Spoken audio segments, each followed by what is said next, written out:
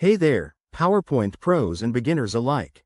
Welcome to this quick tutorial on how to add a theme to PowerPoint 2025. If you're tired of bland slides and want to make your presentations pop with professional flair, you're in the right place. Adding a theme is super easy and can transform your slides in just a few clicks, helping you save time and impress your audience. Whether you're preparing for a school project, a business pitch, or a fun family slideshow, mastering this feature will level up your skills. First things first, fire up Microsoft PowerPoint 2025 on your computer. If you don't have a presentation open, go ahead and create a new one by clicking File in the top left corner and selecting New. Once you're in, head over to the Design tab at the top of the screen.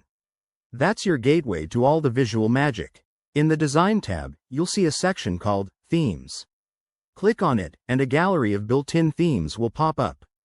These are pre-designed sets that include colors, fonts, and effects all coordinated for a polished look. Scroll through the options and hover over one to preview it on your slides. If you like what you see, just click to apply it. It's that straightforward.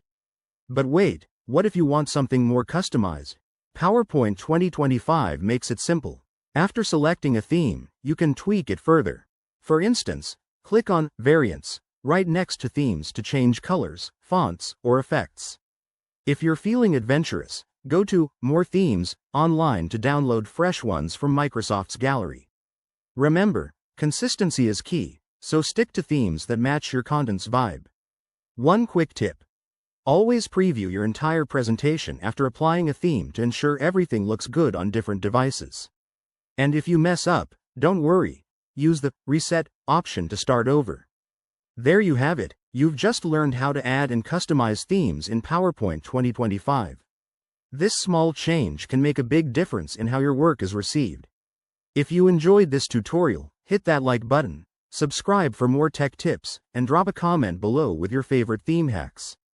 Thanks for watching, and I'll see you in the next video.